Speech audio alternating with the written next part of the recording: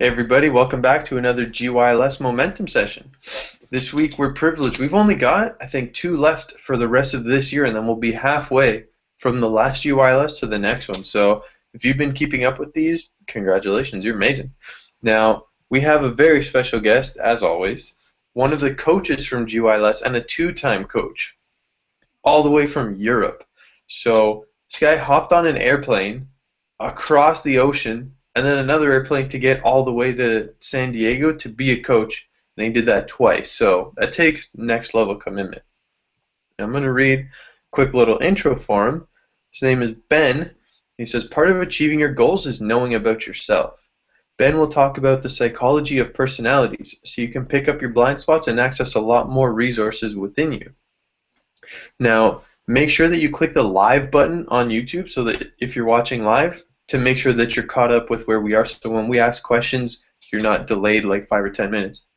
And without further ado, here's Ben. All right, thank you very much, Sergio. So, a great pleasure to be here from Vienna, Austria. So thank you for inviting me. And I think today what we're going to focus on is the fun part of the psychology of personalities. So you might have heard or seen books about warrior, magician, lover, and sovereign. And these tend to be analyzing people and generalizing and telling them how mature they are, what issues they have, and explaining to them how to fix themselves. But we're going to try to instead try to focus more on how you could use these concepts to actually learn more about yourself and how you could take new decisions based on the things you discover about yourself. Because there's a number of things that you don't really notice. You just do them automatically in life, and through this type of tools, other than your friends, there are also this type of tools where you can just analyze a little bit what you're doing automatically, what you're maybe not noticing on a daily basis, to maybe decide to do things a little bit differently. So we're going to try some of the techniques on Sergio a little bit later so that we can actually have a real live example, and he was kind enough to accept to do this. But here what I'm going to ask you to do is to really play with, so while I am doing it with Sergio, that you also try to answer the questions yourselves at the same time and to be able to fully benefit of it. And then later I will also go into the detail of how a little bit it works psychologically. But first, just play along, try to have fun with it. It is a lot of fun. And I'm going to share with you how I did the entire exercise. I wrote it down in a very long document describing how I created a meeting with my magician, my warrior, my lover, and my sovereign, and how they had a chat, how they discussed about my relationship life, how I managed to uncover some of my fears that were very uncomfortable and which I really didn't want to focus on too much, I guess, but where having those 4 and asking them very specific questions, I could uncover a number of issues. Issues in the sense that they were kind of blocking me to get to what I wanted to in a relationship. I think, Sergio, what we wanted to do is something where you wanted to maybe discuss about just less intimate relationships. Yeah, it's all up to you, man. We can talk about whatever, but yeah, I feel like more like friendship relationships and even family relationships would be very beneficial to a lot of people in terms of the different archetypes and how you approach those relationships in the different kinds of people that you are, right? So, yeah, let's go for it. So the main thing here is always, it's always about state. I mean, this is just another tool to allow you to quickly access certain states and ask yourself new questions in these states, right? So what I'm going to ask Sergio to do is to put himself in a certain state, in the state of, we're going to start with the warrior, where I'm going to ask Sergio to just start standing like a warrior or sitting straight like a warrior. And warrior in the sense, not somebody who's just beheading people, like some warriors might be doing nowadays, but just a warrior is someone who just stands strong for what he believes. He has this strong purpose for what he does. He's a person of action. He really just goes through. He's unstoppable, and there is a certain state associated to this: thoughts, beliefs, and the way of breathing, and there might be even a name we can associate to this. I think my laptop is overheating right now. Maybe I'm too energetic. It's fighting me. And I'm going to ask Sergio to go really in that state of unstoppable action where he puts entirely his shoulders, his sight, the way he looks at things, the way he breathes, what he's thinking about, focusing entirely on, I'm a warrior now. And it's not about violence so much, it's more about purpose, as I said. And it's not about like trying to be against something, it's more about standing your ground, knowing what you're there for, and just going for it. So Sergio, do you think you could name your warrior? What name would you give that personality within you? Think within me, a warrior that really stands out in my experience is Achilles, because he was just unstoppable. He would take on entire armies by himself and just handle it. So my warrior's named Achilles. Okay, and where would you say this Achilles within you lives in? Which part of your body do you think it lives in? For me, he's in my fists, actually. That's where I just feel him. So if you touch your fists, you can get into that state right now, and you can stand strong for your. Make a fist, and he's there, ready to handle it. So what is the purpose of your warrior, you think? So if you ask your warrior, don't ask yourself what your warrior thinks. Actually become your warrior, and ask yourself the question: as a warrior, what is the warrior's purpose in relationships with your family, for example? My warrior is basically there to, like you said, make me stand my ground. If ever a situation arises where there's something that I don't want to do, something that maybe I'm uncomfortable doing, that other people maybe are pressuring me to do, you call upon the warrior and he just handles it. He just will stop you from doing things like that, right? If there's, let's say, a situation where you have to take care of something, you have to step up and just own it, that's when I call upon my warrior, and he'll just take care of it. He just takes care of business. That's the part of me where if something's got to get taken care of, he takes care of it. And so that's where you can stand up for your family, and you can do the things that are necessary for your family, and stand up for your close relationships, right? Yeah. So maybe now is a good time for the people who are watching to actually write down, either I'm not sure if we still have the comment section, or whether they should write it down on paper for themselves, just to keep track and to better understand themselves so that they can access this warrior at a later time. Try to find a name with which you would feel comfortable calling this part of you, so that you can just add. It doesn't have to be a perfect name. Achilles is awesome. I love it. And mine, I called it Behemoth. It's about this power. It's about this strong standing, being unstoppable. You just want a name so that you can access back to it just using that name. It doesn't have to be perfect. Just try to find a name, put it down. If it is perfect, I will come and find you. I'm coming to the next GYLS, and I will find you. So just put a name, one that you can access that personality with, and then try to feel where it might be in your body.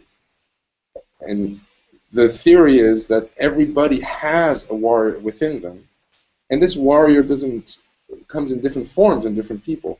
What we're looking for is your warrior. Where is that person who will stand ground, who has a purpose, who will take action when action is necessary, just like with what Sergio was saying, he would stand up for his family. So write it down. Do we have a comment box actually in Facebook, or is it? Yeah, pinned at the top of the Momentum Sessions group. The same link to watch this on YouTube. You can comment there, and if you're watching it after, which I know a lot of you are, you can just write it in your journal. Make sure you keep it to yourself and actually physically write it down so that you know, and you can call upon it. It'll just ingrain it in you even more if you write it down. So make sure you write it down. So while we're talking about this, I'm sure they're already writing it down. Just so you know from the background, later what we're going to be able to do is we're going to be able to call all these personalities within you at the same time and sit them at a table and have a discussion. So obviously you do want to have a kind of a name so that they can call each other. They will look at each other each other's eyes, but you do want them to be able to talk to each other. And it can be formal or informal. You know, it can be Mr. Achilles, or it could be just Achi, or whatever nickname you want to find for it. That's fine. So I would like us to do the same exercise for the magician, but before asking Sergio to do it, I would like to ask you now to think about where your magician would be. And let me explain a little bit to you what that magician personality within you is probably about. A magician is someone who is kind of detached to reality. A magician just understands that what people understand of the world is just a perception of that world. It's not the truth. So they put in doubt a little bit everything that they see, and they know that they might not have the unique truth. But what that means at the same time is they can probably change what is the reality. And they can change it just like this. They don't have to take a lot of action, and they don't have to do a lot of things to make things happen. They can just change the way they see things, or the way they perceive the world, and bam, the world has changed at once. So that's the magic part of the magician. And every one of us has this inside us. And sometimes the magician solves issues just by getting a laugh. Sometimes it's about having that different perspective. Sometimes it's about having this, being very imaginative and having amazing ideas. But all of us have a magician within us. And right now I'm asking you, just put down a name for the magician. Try to find where it is in your body.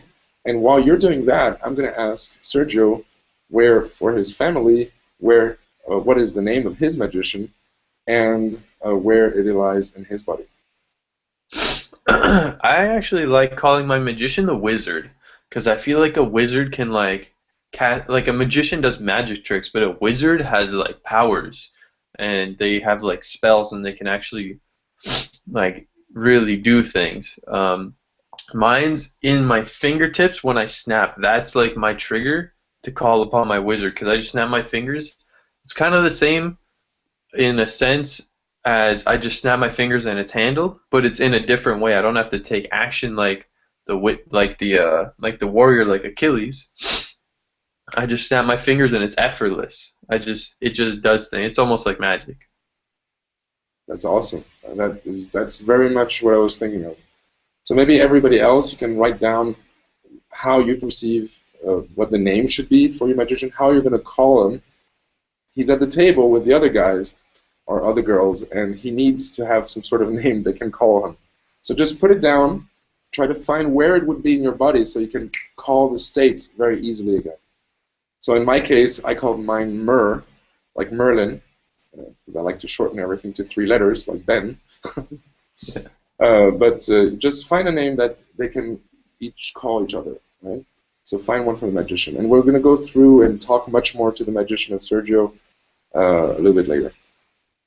So now I want you to do the same with the lover. Because you certainly already wrote down for the magician for yourself or in the comment fields of the Facebook. I would suggest you do both, really, so that you can keep track of this. This is always very useful to do these introspections and then write it down. Because it tends to be quite tough to do it without interaction, these type of introspections. But here you can just go back through the video and then go back through it. But if you've wrote it down already, you're going to get back into it much, much faster. So let's go to the lover now. And the lover is not so much the romantic lover in itself. It's not so much the love affair kind of thing. The lover is really about being there, putting others before you, and it's really about just, they are all really about presence, because presence is, the highest level of maturity for all of them. But the lover is really understanding, listening, really acutely aware of how people are feeling. It's the social part of people. And so, and in this particular case with Sergio, what we're talking about is the lover part for his family, his parents, which, it doesn't have to be like an intimate love relationship. We love everybody, especially at GYLS. We know how to love. And we're talking about that type of lover, the one that is just there for others, understanding what is happening within them, seeing through some weird behavior sometimes, and just understanding that somebody else is at a different place and they need to be there for them to help them out. So Sergio, what do you think your lover's name would be? How would you want to call him or her? I think I'm just gonna call him Serge. Serge, love it. Awesome. Yeah. Where do you think? Where is your lover actually in your body? Right in my heart. Yeah, when I just put my hand over my chest, I feel it right there. That's awesome, and that's very much Sergio. That's, his lover is right in the heart, where the entire blood flows in and out throughout the whole body. The lover is right there in the middle. That's amazing. So that's a perfect way of describing it. So what do you think the lover does in your relationship with your family? Well, sometimes, and not even just family, with friends too. Let's say you're having an argument, or even just a discussion, just a friendly debate about something, and your warrior's getting a little out of hand. He just wants to win the argument. You can sometimes call upon the lover and be like, do I want to be right or happy or cool with this person, you know? And so sometimes the lover needs to be called upon, the warrior benched a little bit. It kind of replaces the warrior sometimes. When the warrior's getting a little out of hand in arguments or debates, heated debates, the lover just comes in, kind of makes it all better. Or sometimes when you have a friend who just needs someone, they usually don't need the warrior. They usually need, when your friend needs you, they usually need the lover in you. And so it's good to be able to call upon that part of you, right? Sometimes, obviously, if your friend's in danger, yeah, they're gonna need the warrior. Your friend needs help or something. But usually when your friend wants to talk to you about something, or they just need you and you know in the sense they need you, they usually need the lover. And that's really perfect, Sergio, because that's exactly what the lover is about. Saying, okay, this is not about taking action. It's not about changing perception. It's not about being right. It's really just being there for someone. So it's exactly what you were saying. Although I do feel that friends sometimes need your warrior, like you were saying. Sometimes they need your magician, really, and sometimes they really do need your lover, absolutely. And I would start with giving them the lover before deciding to shoot. With the warrior, I agree with you on that one. Did you want to add something, or no? You want to make it? No, I think that's good. And just for the lover, yeah, like I said, I think sometimes, especially for me, we approach situations in a certain kind of archetype a little bit more than others. Sometimes I can see myself being in my warrior when it would be more appropriate to be another one. So it's good to be able to call upon your lover and be able to, I guess, replace the warrior with the lover, at least for me. And maybe for some of you guys it's the opposite. Sometimes you're mostly in the lover and a situation happens where you need to be able to call upon your warrior and get something done, right? So it's about knowing who you usually are, what personality you tend to reside in, and being able to bench that one and call upon the other ones as needed. That's exactly it. Yeah. So and this is how we are presenting it here. So if you look in the literature, they are a lot about analyzing who where you're at some point of time. But all of us here, GYLS alumni, we understand that who you were does not define who you need to stay. So analyzing is just like a tiny, tiny step, and we're using it, like Sergio was saying, to literally control our behavior, control who we stand up as at any given time, depending on what makes most sense, right? So now I was thinking we could go over to the sovereign, so the king, queen. So here the same thing. What we want to do is we want to give him a name and find a place in ourselves where it's residing. But let's first talk about a little bit what the sovereign is about. The sovereign is really about equity, the justice. Excuse me, iTunes needs your attention. Your attention, Sergio. So the sovereign is really about creating fairness. It's about also decision making. So where the warrior is really going to stand firm once the decision is made and push through and make it happen, where the magician is going to see different possibilities, see different perspectives, and create magic, and the lover is just going to be giving really acutely understanding what others need and giving them what they need. The sovereign is going to take decisions and be very making sure that everyone involved is actually fairly treated and that they all are able to benefit from that society. So they kind of like keep the structure of society together, and they push everybody, creating the space for each of the other personalities so that they can develop as well. Now, I'm going to ask you, what do you think, so how do you name your sovereign, actually, Sergio? I think mine's just called the ruler, because he's kind of in charge of the other three, keeping them in line. He's like the one that, yeah, he's in charge of keeping them in line first, so that is why he's called the ruler. And he's pretty much like, I guess, where my forehead would be, right where a crown would be. I just imagine like an imaginary crown, and that's where my sovereign is.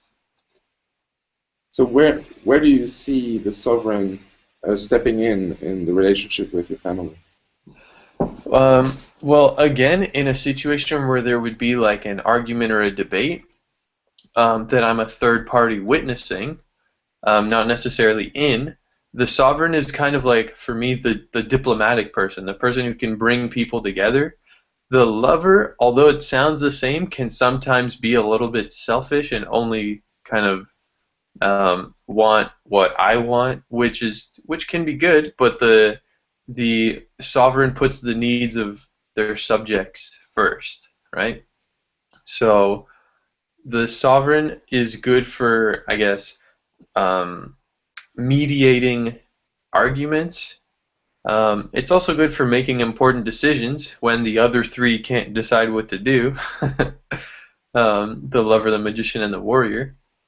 And it's good for keeping them in check. The sovereign, the ruler, is almost the one that is in charge of calling upon. He's almost like the coach. He's in charge of calling upon other people. All right, warrior, you're benched. Lover, you're up. That's the sovereign making those decisions. So, because then who else would even be making them, right? And then sometimes he's like, "You three sit down. It's my turn." Well, and this is the interesting part, is that for each person, and this is important for everybody to understand, these are questions you want to answer yourself for yourself. Okay, so every person's lover is different. Every person's sovereign is different, and this is what applies for Sergio. So what we're asking you is to write down for yourself what each of these things mean. And that's really important, that you see, that you start to understand a little bit more about these archetypes of yourself before we get into the real introspection of asking questions to all these guys, right?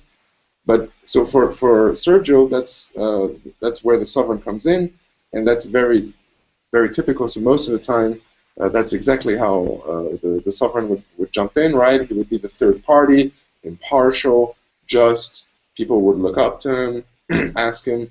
So, there is this conflict. Can I have an impartial, independent kind of, decision? And can I have a clear decision, not just, oh, well, we could do this and that, or we've been always doing this, let's continue to take action, or, oh, let's forget about it, we don't care, just let's love each other. Sometimes you shouldn't just love, you need to take action, right? If there's a problem and you want it resolved in the future, you do want to take some action. Sometimes when you are taking actions, but you're on the wrong basis of information, or you're not curious enough anymore to understand what's going on in your life, you do need a magician to give you this little spark of curiosity and understanding and wondering, is it possible to do it in any other way? So you really need a mix of all these guys. And the sovereign is like what Sergio was saying, like this third party that can independently, not for himself, but really for the entire society, kind of take a decision.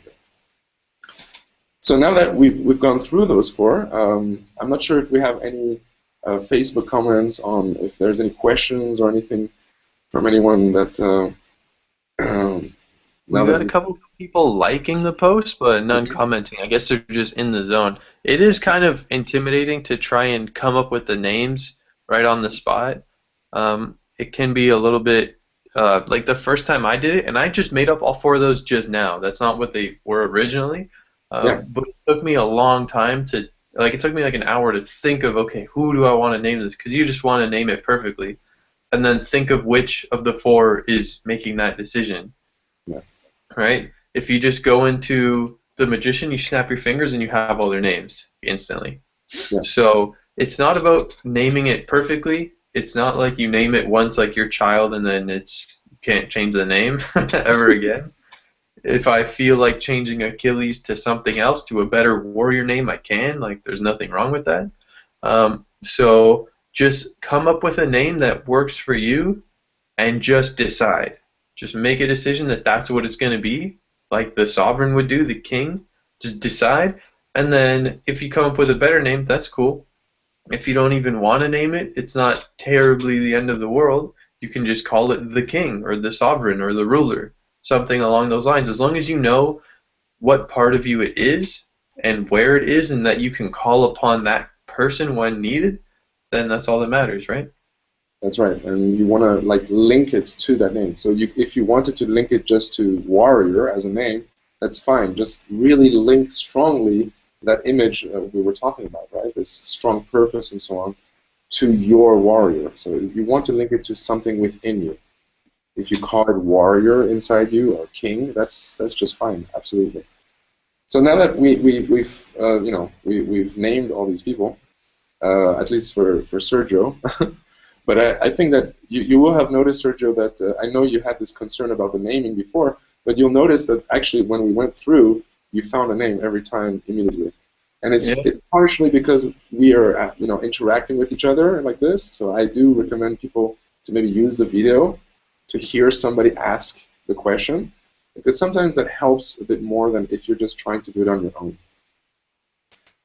Are we still connected? Yeah, definitely. I saw you were blurring out. No. Awesome. Okay. We're good. So now what we can do, now that we've met our new friends here, we can all come to a table. And one of the things I want you to do every time when we're asking these questions is not to just watch the person or the personality answer the question. You can at times, right? But what you do want to try to do is go into the personality and become that personality. So change your state, move, think, focus just like that personality would. Get in there and then ask the question to yourself. A little bit like the mirror exercise, but before getting into the mirror exercise, you actually move into the personality first, and then you start, interacting with yourself and answering these questions. And the brain is an amazing piece of hardware, and you have a kind of like this tiny layer that is a director, which can still stay kind of above the rest and keep track of all these answers and so on. So don't worry about that. Just really go into each of the personalities, and you will notice that the warrior has really all these different beliefs. I mean, the warrior faces fear and just goes through because it has to. It knows it must. There is a must concept. You can feel the some tense intensity in him, and he'll just go through. And he knows that likelihood of failure is there. I mean, there is no. I mean, he is hoping for success, of course, but he knows he might fail, and he doesn't care. He will go through. And you want to be in that state when you're asking questions to the warrior. And that's what I want to do right now with you, Sergio, if you're willing to. Is I would like to go into Achilles and really feel like Achilles, breathe like Achilles, focus on the same type of things that Achilles would think of. Go in there, whatever that takes for you to do, and then ask yourself the question on what does Achilles believe? What do I believe? That's what you would ask, I guess. What do I believe that Sergio should do more of to serve my family more, or Sergio's family more?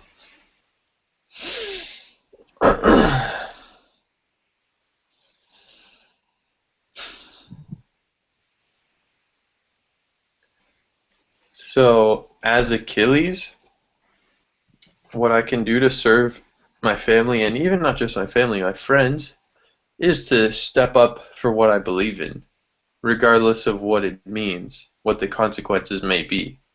For me, my warrior just believes in doing the right thing because he's an honorable knight. I kind of like knight more than Achilles. He's my knight, either way. He is an honorable one and does the right thing and is. I was actually watching the first Lord of the Rings. I'd never watched any of them, and I was watching them with my friend. I can't remember any of the characters' names, but there's one of the guys that's a knight who's like the honorable knight, and the other one's kind of twisted. You don't really know if he's good or bad. And he ends up dying after the first one. But anyways, that knight, like I just picture that guy because he's like he gives his life to, or he basically pledges his life to protect the main little guy who carries the ring or whatever. I don't remember any of the guys' names. I wish I knew that guy's name though, because that's my warrior right there. And so the warrior just stands up for what he believes in. It does, and he'll pledge his life to do the right thing. So does your knight believe that you could do that more right now? Is that what your knight believes you could do more to serve your friends and your family? Well, the knight's an achiever. The knight believes you could always do it more. Okay. Awesome. There's always more to give. There's always more to achieve and become. So yeah, definitely. Is there anything specific that your knight feels that you could do, today or now in the near term to actually serve your family more?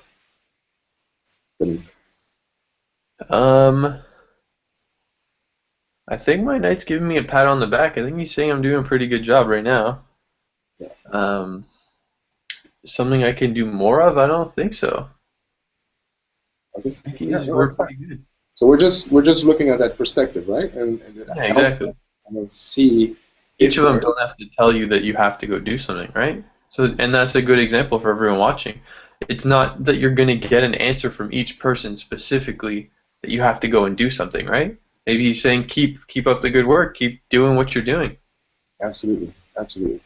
And we want to celebrate, those things. I mean, we tend to do so much things, and we don't really notice. We don't, because it is part of who we are. So it's kind of no effort. And if it's no effort, we kind of don't really celebrate ourselves through it. But actually, it took an effort at some time, and we are committed to it. And it's not always obvious to stay consistent to our identity. It takes a little pushing at times, and we should celebrate that too. Absolutely, I'm with you on this totally. I just wanted to check to make sure, because this is about checking with this other perspective, which we're not used to most of the time, and so I just continue to play with you on this. You want to move on to the magician? I want to move on to the lover actually, because the question is, what would the lover tell you to do more of? And I think the warrior had nothing to say because he's maybe been doing a bit too much. Okay. He's happy where he's at. He's been doing a lot. So I think actually the king would tell the warrior to step down a bit and the lover to step up a bit. Sometimes I find myself getting into just kind of pointless arguments just to win, just to be right about something. When really it's not absolutely necessary. It's not devastating arguments. It's just discussions about who's going to be right, who's going to win this time, kind of thing, right? So, in terms of the king would tell the warrior to step down a little bit, slow it down. Let's let the lover lead, and the lover would say, "There's no point in these arguments." And I guess it would really also be it's a little bit of everyone. Because part of the arguments, it's not just to argue, it's for the truth, right? It's to know who's right, and not just to be right like the warrior. It's to find the truth, which is kind of like the magician, right? My magician's kind of like the wise wizard, because it's not just about magic. He's like the wisdom one too, right? He's the one that the king consults with tough decisions about like the future that the king can't really know, right? The king's more of like the people manager. The wizard for me is like the wise one. So he would tell my lover, or my lover would say that winning arguments isn't always the most important thing, warrior, and finding the truth isn't always the most important thing, magician. So relax, both of you two. Sometimes it's just about like being with the person, being connected to them, and not worrying about who's going to be right and having an argument, right? So that was their little board meeting that they all just had. That was the That was just council. yeah, that was the council. That's just an example of how they can all interact in one situation and how they all have different opinions on the same kind of things, and how you can call upon one and bench the other one. So, yeah. No, so that's exactly how you do it. And so what you notice though is that so now the warrior from his perspective, hey, everything's cool, Sergio, everything's perfect. And then you move on, and then so the lover like pulled up the hand and went, whoa, whoa, whoa, stop, I have something to say right now, and jumped into the conversation and kind of tried to shift things around and say, no, this is not cool, and we need to change something. And so, and here's also one part that is really maybe also important to integrate as well, is it's not about like judging that these personalities judge each other either, right? It's they're all, from their perspective, they're right. I mean, they're all absolutely perfectly right. Now, what you do want is you want each of them to step up like somebody who cares about you, and you want them to negotiate and talk as people who really have that purpose of serving you at a high level. And so that's where the lover insisted, look, if you want to have that high level, which I know you want, Sergio, in terms of that relationship that you want with your family, then this and that need to change. So in particular, in terms of discussions, you probably have like that habit maybe, of trying to be right, and it's an interaction thing, and we're so used to answer in a certain way and so on. So it's kind of like a habit you might want to break, and it might need a bit of all of these guys to help you, notice when you get in the habit starts, and then break it in the middle, doing something crazy where the magician might be able to help you break the pattern right in the middle of this habit of interaction with some of your friends or family. Right? And just like you said, so the lover was very passionate about this and so on, and the sovereign came and said, like, guys, relax. Okay, this is how we're going to do it. Warrior, look, you really need to step down at times. Standing your ground is good, but it doesn't serve the best purpose for the relationships. These specific relationships, it's more important for us, for Sergio, to not to stand down. You're still standing for your purpose, but it's not what matters most right now. Sit back there for a while, and what really matters right now is understanding that person, being close to them, connecting with them at a stronger pace.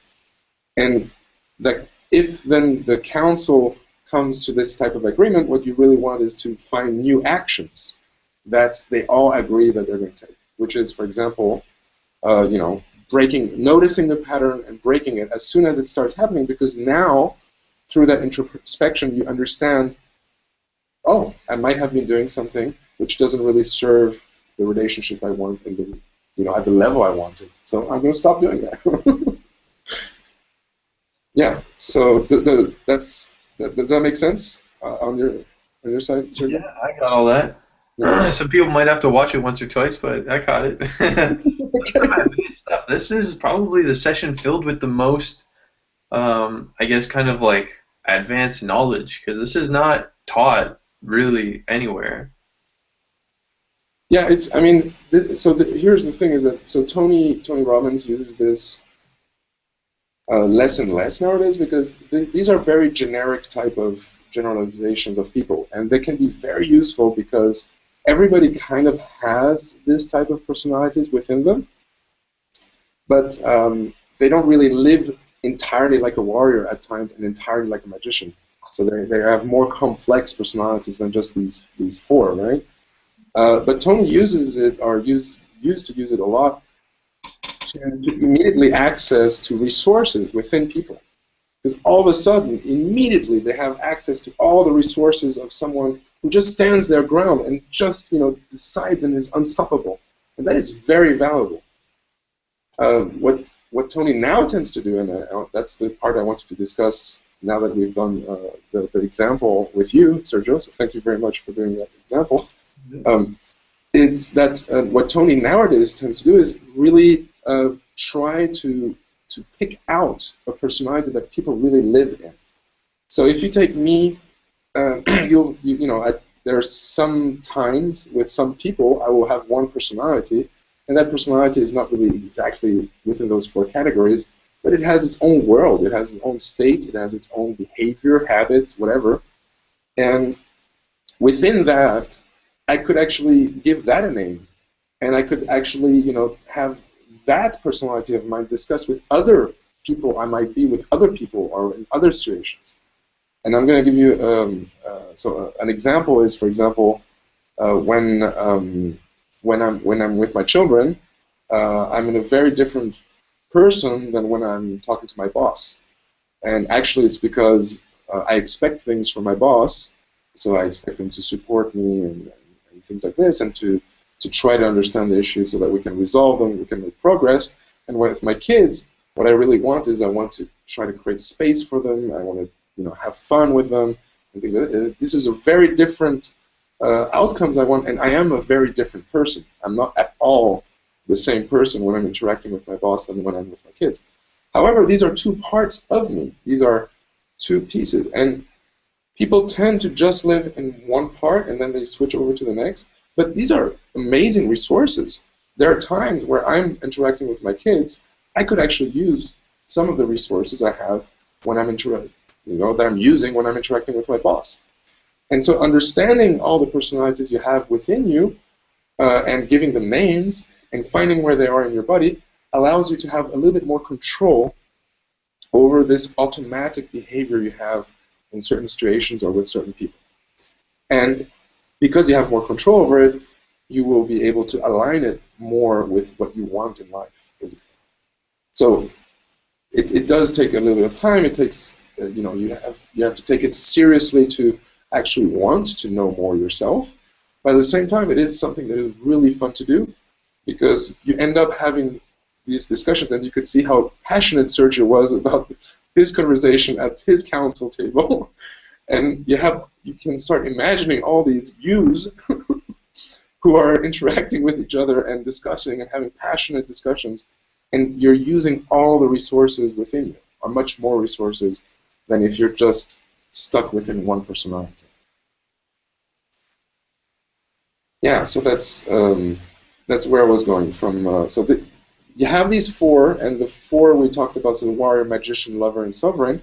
These are very useful to give you like totally new perspectives, because you don't really, you're never totally a warrior or totally a magician or totally a lover or totally a sovereign, but imagining these personalities as separate parts of you really allows you to create it, first of all, within you, but also to get a totally new perspective. And having that perspective gives you access to a lot more resources and allows you to notice things that you do that you shouldn't to get to your goals, and allows you to take new decisions on what you want them to do and how you want them to interact. Like Sergio was saying, who gets benched more, how are they going to help each other, how are they going to interact? I'm just wondering whether there are any questions. I don't think I structured the talk very well so that we have a good flow of questions coming in. But I'm just fine, especially because a lot of people are going to watch it after they can't even ask questions. Okay. So yeah, that was really good. Well, they can always ask me questions directly, of course. I mean, I'm not exactly. If anyone ever has any questions, go find Ben. He'll tell you everything you ever wanted to know about archetypes and the psychology of personalities. But what really matters is to you do want to be honest with yourself within each of these interactions, but you do want to have fun. I mean, this is really fun. you start finding nicknames for yourself, and this is one of the things I do, and actually Tony Robbins also recommends that everybody does with their personal, their intimate relationship. It's to give names to the different personalities of your loved one. So I have a girlfriend right now, and I have like 6, 7 names for her, and and the thing is that when she jumps into one of the personalities, it's quite easy to recognize. It's a state, it's a physiology, it's all sorts of things. And if sometimes she becomes, let's say, less loving, then it can be tough. I mean, you tend to have an automatic defense towards that interaction. But what I do is, as I already have a name for it, first of all, it's a fun name, which I agreed with her. And so when I call her that name, she starts to be more present. She starts to notice where she's at. And second, I have decided I'm going to love every single personality of her. So even the ones which, I would automatically... Who made that decision? Who made that decision, real quick? Excuse me? Who made that decision for you, Ben? To love her? To love all of them. Who made that? Was that the warrior? No, decision making is the king, I guess. Yeah. But I think the king instructed the lover to love all of them, right? I think it's the king decided that that's where the lover should take over and and love every single one of them. And it's the magician who finds the nicknames, the fun nicknames, which are teasing but not mean or anything. And it's the magician who also helps find a different perspective. So I can find great reasons why she would do something terrible. and she loves me for that because I'm so positive. But it's really the magician who just turns reality around, and you can literally always find something, a positive intention in every single action. And if you don't, you're going to stay rather unhappy. So, understanding yourself by naming all these personalities is really a great tool to understand yourself, to align better with your goals, but also with people who really matter to you, finding names for their personalities. When they start to get like picky or teasing or whatever, something that might automatically annoy you. If you find a name for it that is fun, and then you tell them, and you also then find reasons why you love that part of that person, then it changes everything. It entirely changes the relationship and that interaction as well. But to be honest, I mean, in my case at least, every single time I have to find a new name, and every single time I have to break my pattern, and every single time I have to find a reason. It's not automatic yet for me. But it is. I really think it's worth it because the quality of the relationship is just so different than before I did this type of things. Yeah, exactly. I have 2 quick things to add. First thing is shout out to Carolyn for teaching me this at least. I know she's both of our coach, and if you don't have a coach, it's definitely important to have one. She is amazing, and the way that she taught us this was just incredible, and it helped us a lot. So we just wanted to pass on that gift. I think it was in the coaching session where we had with her that she taught us this, where we're like, we need to run a session on this. Yeah. I'm pretty sure. Yeah, so she had like 2 different sessions, one where she kind of just mentioned it, and then as some people didn't do the homework, I won't give names, then she did a whole session about it. But yeah, so Carolyn, absolutely, thank you so much, because that is, I mean, I also like the twist that you, I mean, the perspective you have on this. That's really awesome as well. Really nice. Yeah.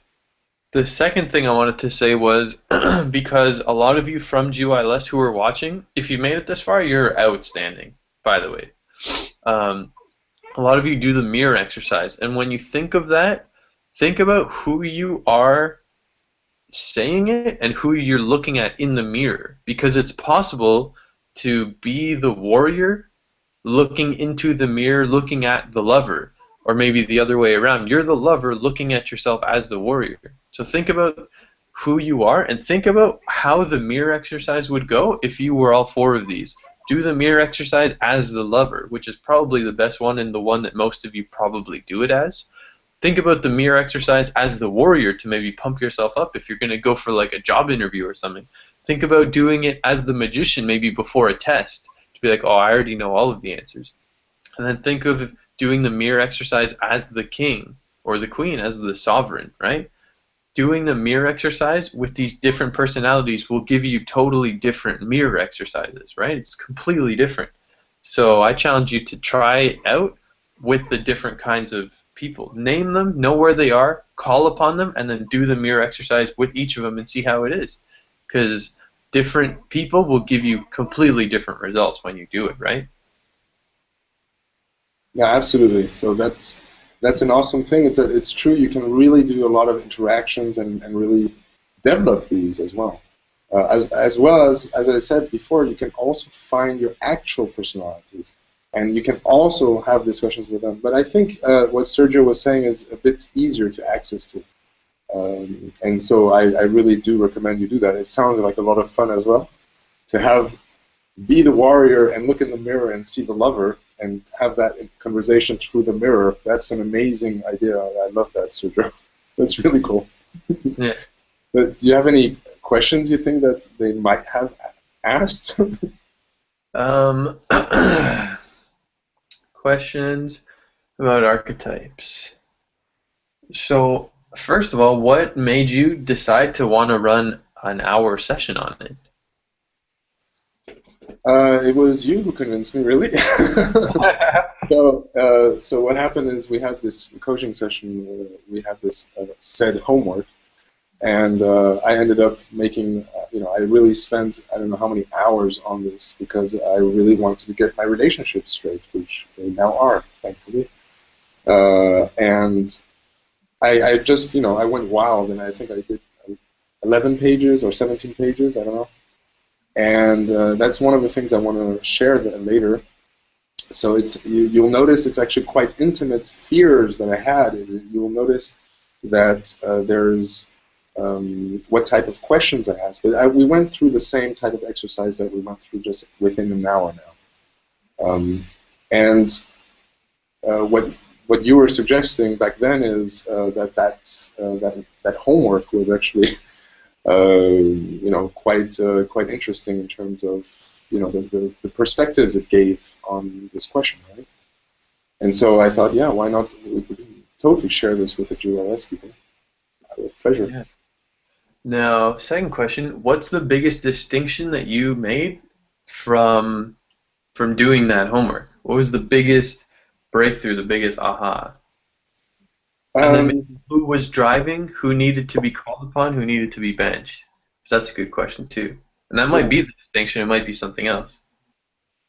Yeah, in my case, actually, there were a number of things that happened. So I think my lover was mostly in charge, and there was no, not even I don't even know what measurement to use here. I'm going to use grams. Is that okay? I don't know what you guys use over there.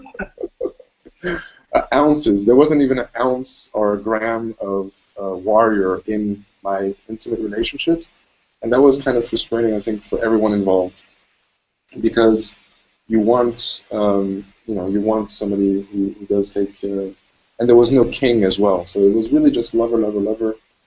And what I found out is the king certainly needs to step up, take a lot more decisions, be there, and the warrior needs to step up, stand the ground, and partially it helped me in terms of masculine energy, feminine energy, to get myself more aligned to who I would more naturally be. And the other thing that I found out, the biggest aha, was some of the fears I had. So I really had a number of fears towards relationships, in terms of like how whether I could get rejected or not, or whether whether I could really connect to. I had fears and beliefs that relationships tend to be more superficial, and that they can't be as deep as I really want or feel I want them to be. Right? So those were quite heavy fears, quite deep fears Yeah. that came out and that are part of the document I'll share later. Okay, very nice. Any last words? No, I mean, thank you so much again for the amazing opportunity to share here. So that's really amazing that we keep on keeping the GYLS spirit on, and it's December, it's almost Christmas. Thank you so much for organizing this, and yeah, just I wish you Merry Christmas, Happy holidays. Merry holidays. Everything, whatever you celebrate. Now, quick final announcements. There's only one more session this year. Okay. I think it's the 27th or 8th. I think it's the 27th. And that's going to be with Tyler. And then after Tyler, there's 2 weeks off that everyone's going to have. And then by then, I'm pretty sure early, mid, maybe late January, the 2015 GYLS dates come out. So you guys can get really pumped for that. Maybe those dates coming out will actually get some people pumped to get back on these sessions. We actually just got a comment. How did we just get a comment? Let's see, it's Alec. Yeah, Ben, that was awesome. Yeah, Alec, good job for watching, man. That's awesome for you. I know it's early. You're all the way in San Diego. I'm all the way in Toronto, Canada. And Ben's all the way in Austria. So it's intense. Worldwide. Thank you for watching, Alec. Thanks a lot for the kind words. Yeah. All right, guys. So thank you so much. We've made it just within the hour. Yeah. Do you have any closing words, Sergio? No, that's it. Thank you for sharing your knowledge. Honestly, I learned a lot about archetypes. I've studied it before, and obviously Carolyn ran 2 sessions, but I definitely learned a lot with this session for sure. And I know a lot of people who watched this far. If you've watched this far, you definitely learned a lot about yourself, the different kinds of people that you can be, the different states you can call upon, and how you can just handle situations in different ways. So thank you for that, Ben. You've definitely taught us all a lot. You've kept GYLS going. Thank you. All I'll see you soon, Sergio. Thank you so much. right. Adios.